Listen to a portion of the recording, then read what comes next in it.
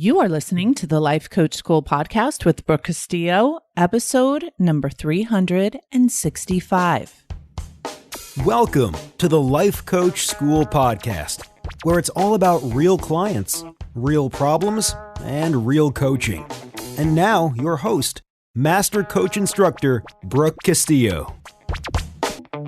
Well, hello, my beautiful friends. Can you feel spring coming? I have to tell you, Austin, in the spring, amazing.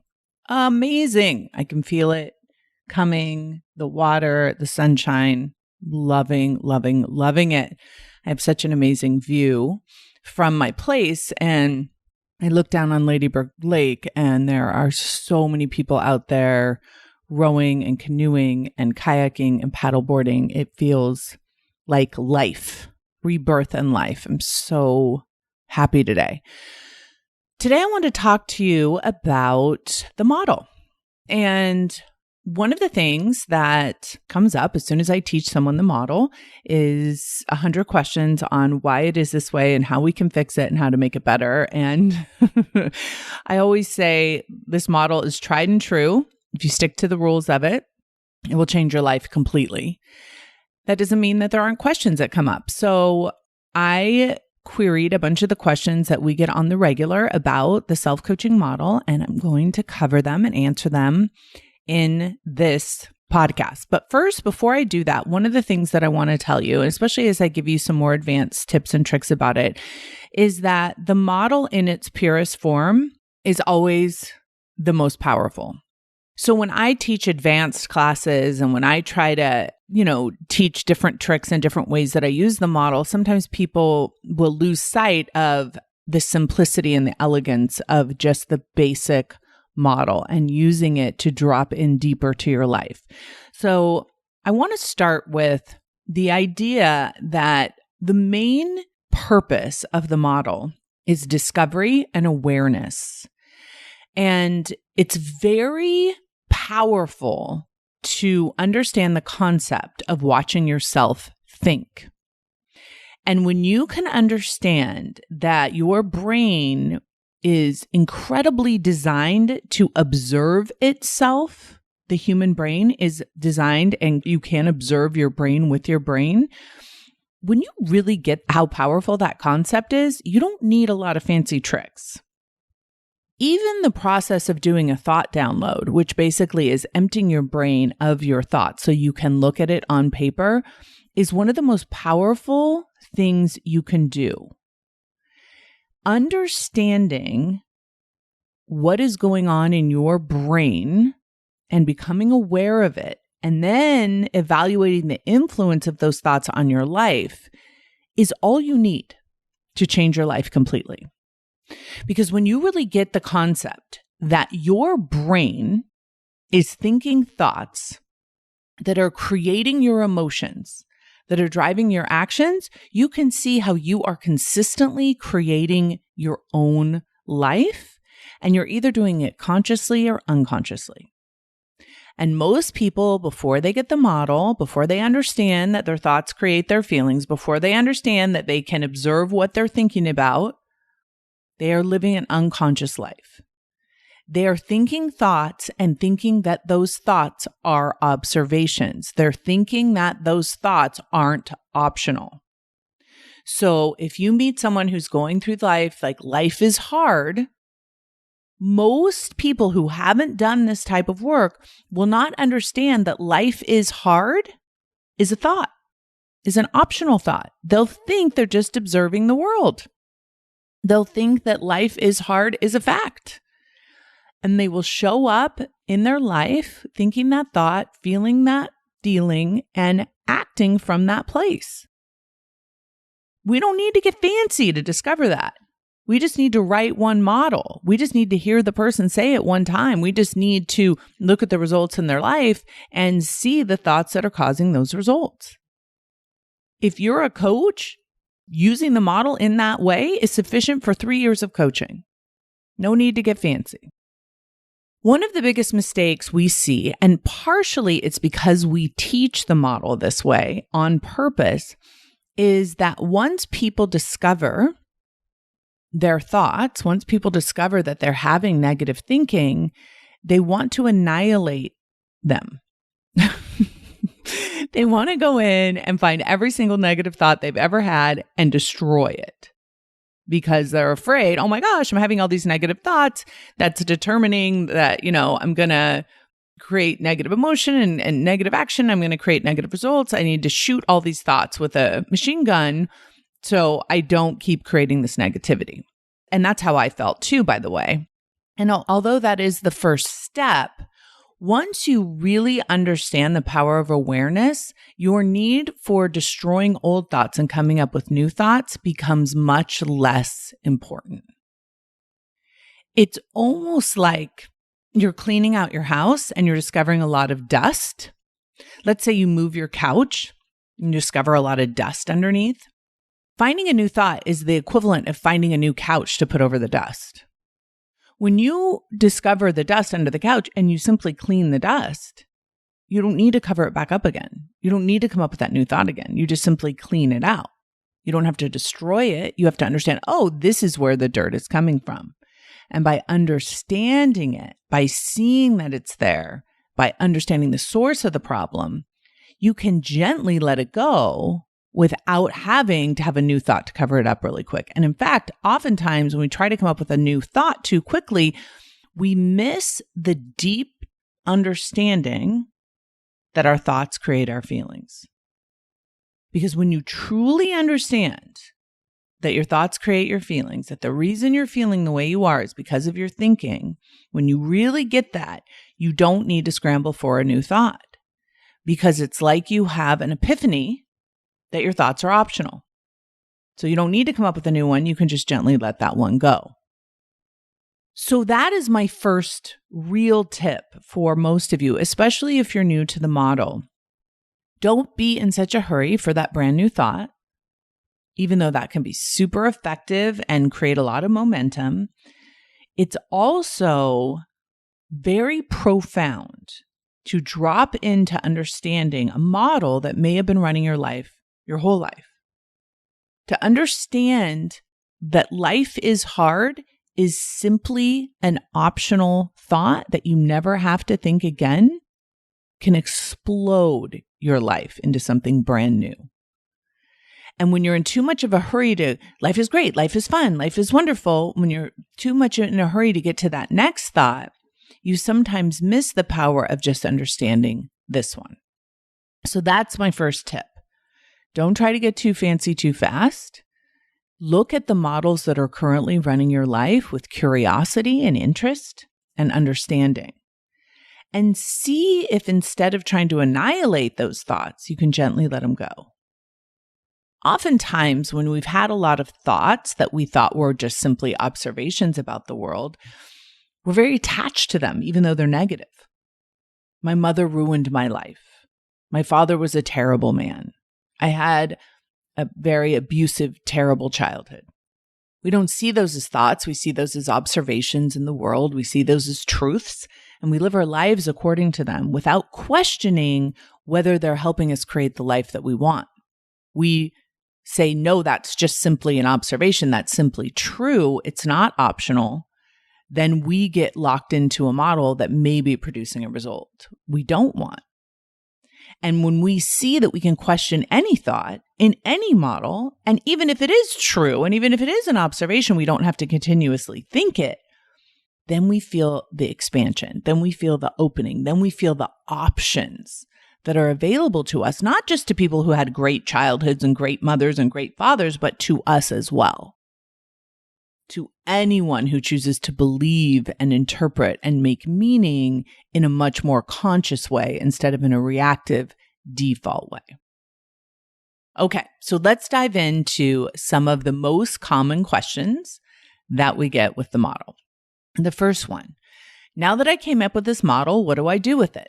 Okay, so this question is referring to someone who's come up with an intentional model, meaning they've come up with a model they want to live into, a thought they want to think, a feeling they want to have, an action they want to take, and a result they want to create.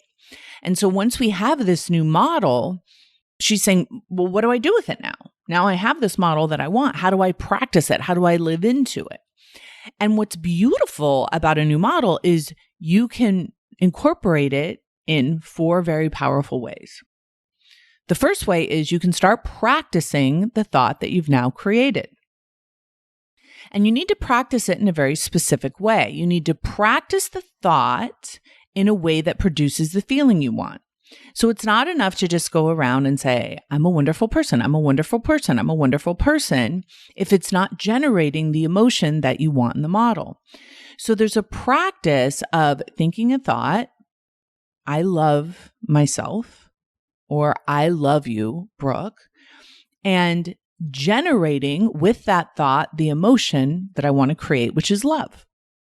Now, if I say to myself, I love you, Brooke, I love you, Brooke, I love you, Brooke, like that, or I write it down and there's no emotion tied to it, I'm not doing any good. That's just an affirmation that's falling flat. But if I practice, no, I love you, Brooke. I love you. And I drop in to the feeling that that thought can create when I really mean it and I really connect to it and I really feel it. That's when I start generating emotion on purpose. And when I can think a thought in a way that produces that emotion, then I'm going to be inspired to take action. If I am practicing loving myself by thinking loving thoughts about myself and to myself, I will take action from that loving place. I'll put healthier food in my body. I'll get dressed up and take care of my hygiene. I will keep my home cleaner. I will be gentler with myself when I make mistakes. I will plan my day more carefully. I will get more sleep. It's amazing how the focus on the thought and the feeling then generates a lot of the actions. And the result will be a much more loving relationship with myself because I have created an intentional model that I'm willing to practice. So practice the thinking that generates the emotion. That's a practice. Take action. Take massive action based on that model. So sometimes it may take a little while for you to be able to generate an emotion, especially if you've hated yourself for a long time and you're trying to generate a feeling of love, or if you've been procrastinating and you're trying to generate a feeling of motivation. It may take a while to practice the thought and feeling. One of the other secrets to creating a new model is to take massive action from that model. So if the action of loving yourself is going to sleep earlier and, putting lotions on your body and taking baths and honoring your commitments and telling the truth, then you do that as well. So you're practicing the thinking and feeling, you're meditating into the emotions and the feelings, and you are taking massive action based on that new model. That will help solidify a new model in your life. You can approach it from those directions, and you will know if you're doing it correctly because your results will change. You will start producing results based on the new thought, feeling, action programming. Second question, how do I stop believing this unintentional thought? And this is what I was referring to earlier. If you have a thought that you want to stop believing, first you have to recognize that it's a thought. And even though you may have it in a model and you may see that it's a thought, you may believe it so deeply, you may think it's so true that you're unable to let it go. Because even though you know intellectually it's a thought, it feels like the truth. It feels like an observation. So don't try and wrestle thoughts like that away from yourself. One of the best ways for you to stop believing in an unintentional thought is to recognize that all thoughts are optional and to separate your thought from the facts. So when you look at a thought, maybe I am unworthy is a thought that many people have, I'm unworthy, and you think that you have a lot of evidence for that. Oh, look at this and this, and look at I've done this and that, whatever, to prove that true. One of the ways that you can unbelieve that thought is first recognize what the facts are without making any opinions or judgments or trying to produce any proof. Another thing that you can do is prove the thought wrong with contrary evidence. So if you've always believed that you're unworthy, you go through a process of defining all the ways that you are worthy and seeing that you are, and that It's just as true. This is something I learned from Byron Katie, that it is just as true that you are worthy as it is that you can prove that you aren't. And when you see that, that thought is then optional based on the evidence provided, much easier to let it go. And the other tip that I have here is that sometimes if it's a really deep-seated belief that you've believed your whole life, you don't have to stop believing it right away. You can just stop choosing to think it on purpose right away. You don't have to unbelieve a thought to stop thinking it. You may think you're unworthy. Just stop thinking about it for a minute. Just let it go. Start thinking about other things and focusing your brain on other things. Then believe me, that thought will keep coming back and it'll keep reminding you it's there, but don't try to be too aggressive. Don't try and wrestle thoughts to the ground. Third question, can the result be a feeling? It can. I don't recommend it is. I like when the result is showing you what you've created in your life based on your thinking. So if the feeling is unsatisfied, or the feeling is frustrated, or the feeling is ungrateful, what does that feeling drive you to do in terms of an action? And then what is the result of that action? Now, if your action is producing a new thought, which is then producing a new feeling, I recommend you put that in a new model instead of putting a feeling in the result line. Now, I'm not as a stickler for this as some of our instructors. Some of our instructors are very strict about what you put in each line of the model. I'm a little bit more flexible, but I will tell you that if you stay strict in what you put in the model, you get different insights. The more sloppy you are with what you put in the model, I think the less insight you can get. So even though I'm saying that I'm more flexible, I don't think that's necessarily a good thing.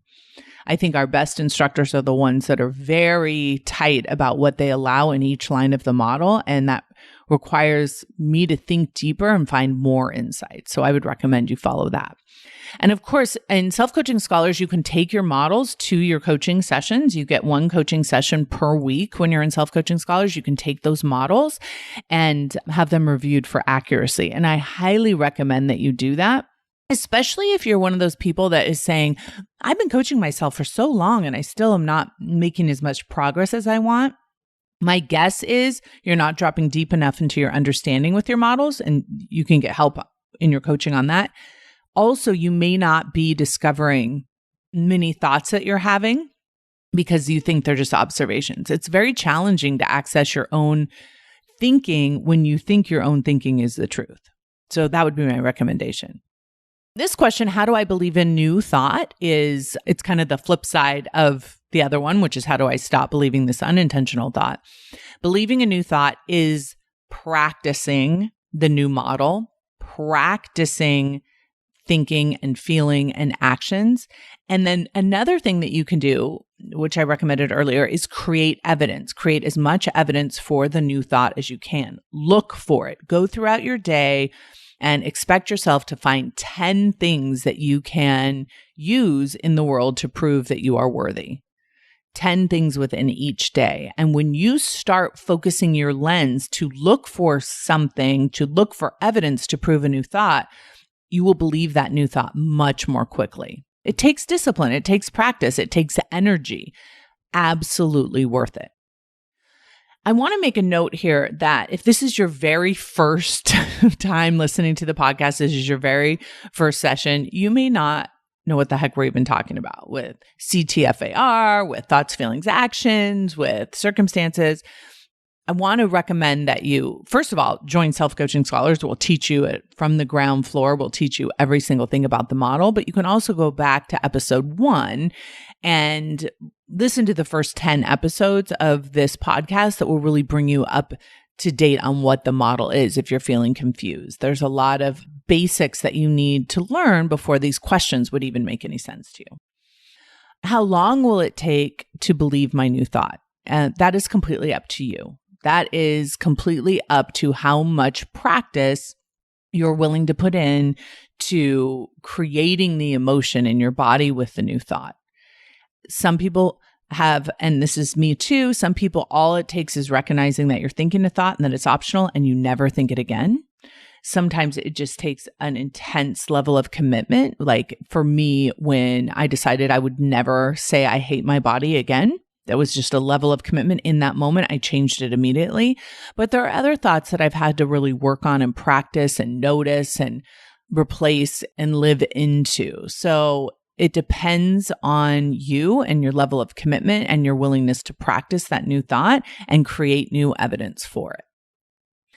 Next question. How does the model help me in day-to-day life when I'm not sitting down writing thought downloads and models? That's a great question. So what happens when you start doing this work? What happened for me and what's happened to many of my students is you start thinking in models.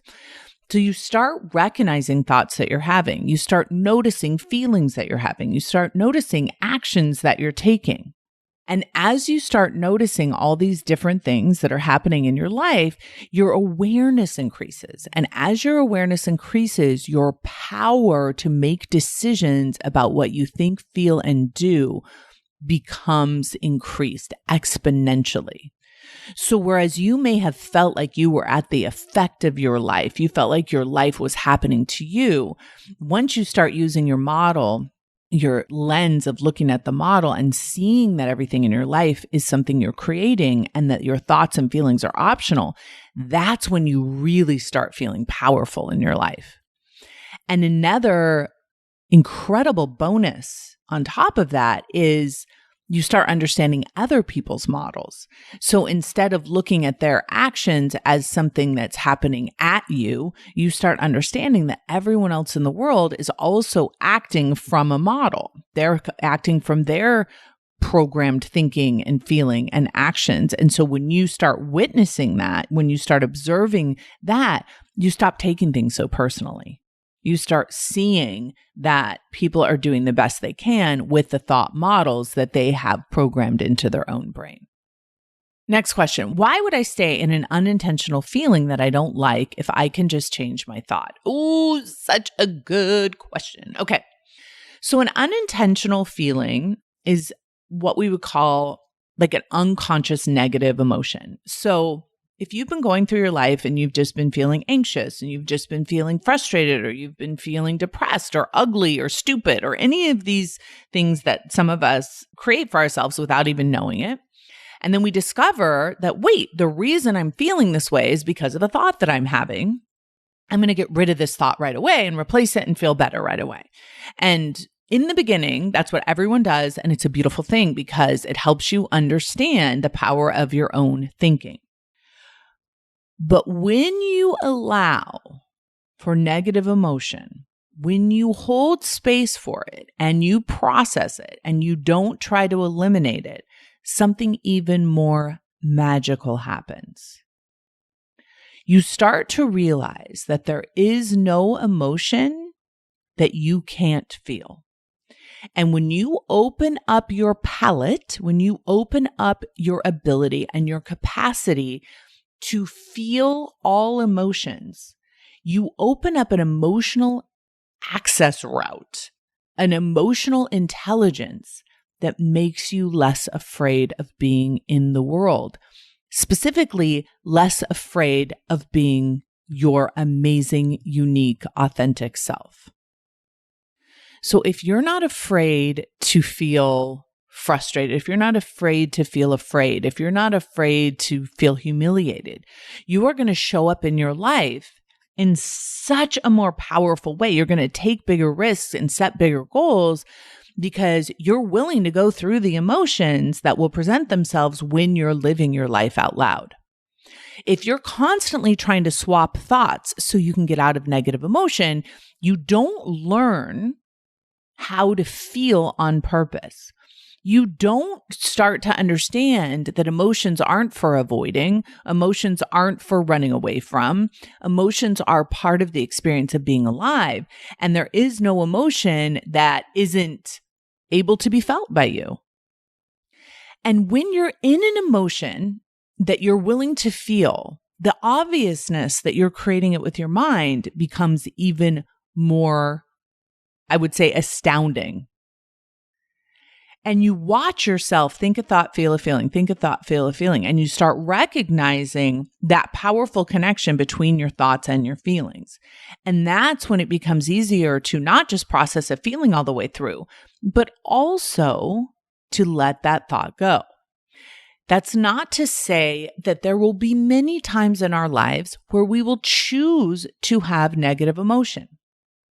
We simply just want to make sure that if you're feeling a negative emotion, you're doing it consciously and you're doing it on purpose. For example, when something happens in the world that you want to be sad or mad about, when something happens in your life, when you lose a loved one, when somebody treats you unkindly, you choose your emotions. You choose the thoughts you want to have about that. And we're not suggesting at all that you should choose to feel happy about bad things. We're not saying that. We just want, if you are going to be feeling a negative emotion, that you're doing it in a conscious way so you understand your own agency in your own life as it applies to thoughts and feelings.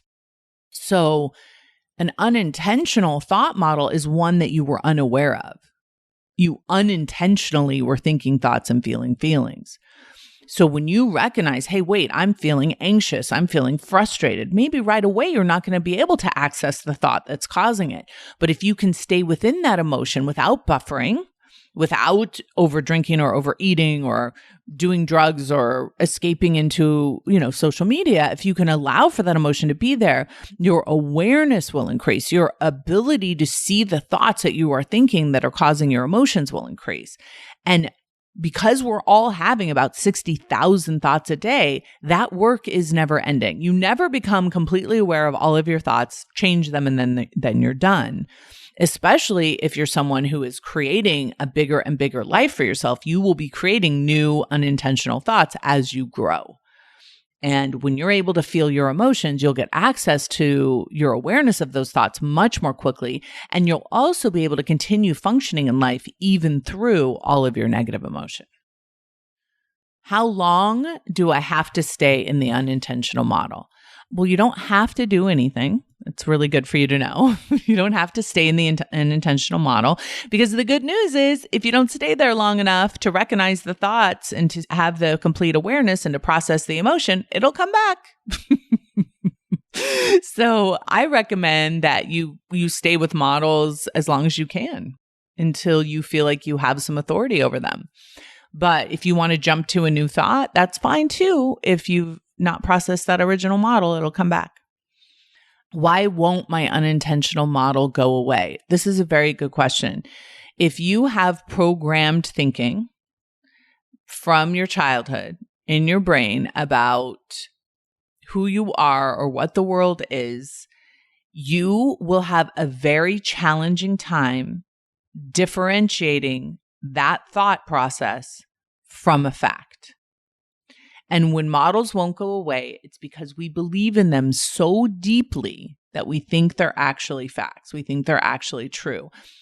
And because of that, they have become part of our identity. They've become part of who we are. So even though they may be causing us a lot of negative emotion and negative action, we have to go through an identity crisis to let it go. We have to give up the part of us that has believed that for so long. So, I have a client who believes his dad is the cause of all of his misery. And as he thinks that thought, he feels terrible and acts terrible and shows up in ways that he doesn't want to show up. But he can't let go of that thought yet because it's such a huge part of how he has defined himself. And so in order to change that model, he literally has to have an emotional death, a cognitive death of that model. And that is not as easy as it sounds. And so if you're feeling like you have a model that you can't let go of, it's probably because you're grasping to it because of the familiarity and because you've built your identity around it. You have to be willing to be reborn, literally, in the sense of all those neural pathways and all the support and all the evidence that you have to be willing to let it go. And it may be, one of the legs that's holding your table up, because it's how you've defined yourself. And you will have to go through some quote unquote destruction, cognitive destruction, in order to rebuild that. And that's not easy. So that's my guess. If your unintentional model isn't going away, it's because it's now become intentional. It's now become something that you don't want to let go of. And my recommendation is just to be gentle and kind and loving with yourself as you go through the process of, and the fear of becoming a new version of yourself. It can feel very discombobulating to go through that. And the last question is, why should my intentional thought be in the present tense? Great question. You have to remember that when you are creating a new model, you need to live from within that emotion. So if, for example, you're creating a new model that's creating a new result you want, let's say you want to make $100 million like me, you have to start creating the emotion that will generate that result now. And most people want to put it in the future tense, which then puts that emotion in the future tense, which doesn't have you feeling it right now. So it's like, oh, I'll feel so abundant when I have that money, or I'll feel so excited. And so you're actually inadvertently preventing yourself from feeling the emotion that would create the actions that you need to take to create the result. So it's very important that your new model be in the present tense so you can start identifying, literally creating a new identity with that model right now, so you can show up in a way that will have you taking actions as if you already have it. And when you take actions as if you already have it, that's what ultimately creates it. All right, my friends, that was a lot of model tips for you. Hopefully that helps, especially those of you who've been using the model for a long time. I can't recommend enough that you get coaching, that you get feedback on your models, that you practice your models. If you're someone who feels like you do lots of thought downloads and lots of work and you're not getting anywhere, my guess is you're not truly dropping into the understanding that is the epiphanal understanding that your thoughts create your feelings. You're trying to bargain with your thoughts, negotiate with your thoughts, and change them without truly understanding that thoughts are optional and that you're making them up and that there are no thoughts that you have to believe, even if they're true. So go in and get your coaching, get your help, get your feedback on your models. Let it be tedious in the beginning. Let it be challenging. Go through them with a fine-tooth comb. That is how you change your life. Have a beautiful week, everyone. I'll talk to you soon. Bye-bye. Hey, if you enjoy listening to this podcast, you have to come check out Self-Coaching Scholars. It's my monthly coaching program where we take all this material and we apply it. We take it to the next level and we study it. Join me over at thelifecoachschool.com/join. Make sure you type in the lifecoachschool.com/join. I'd love to have you join me in Self-Coaching Scholars. See you there.